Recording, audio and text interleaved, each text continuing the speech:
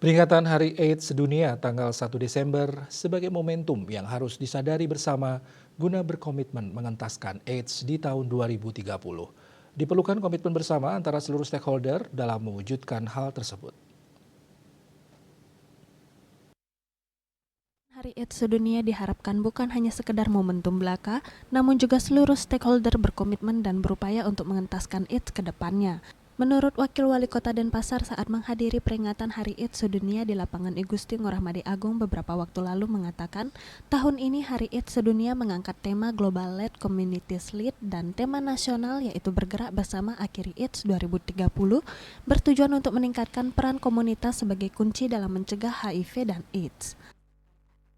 Harapannya pertama pada masyarakat khususnya penderita HIV itu tidak perlu takut, tidak perlu minder, percaya diri karena kita dari pemerintah Kota Denpasar sudah menyarankan kepada masyarakat Kota Denpasar agar tidak ada stigma atau tidak ada diskriminasi terhadap para pengidap HIV di Kota Denpasar.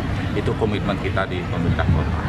Trennya sekarang adalah kasus yang tinggi itu sekarang rentangnya 20 sampai dengan 39 tahun umur pengidap dari 15 itu.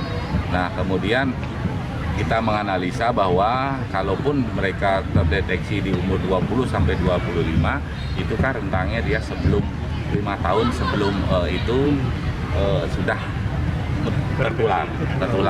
Artinya rentangnya yang tertular itu 17 masa-masa anak-anak ini SMP, SMA itu. Oleh karena itu kita sekarang mengaktifkan KSPAN seperti yang saya sampaikan tadi untuk bisa mencegah dini.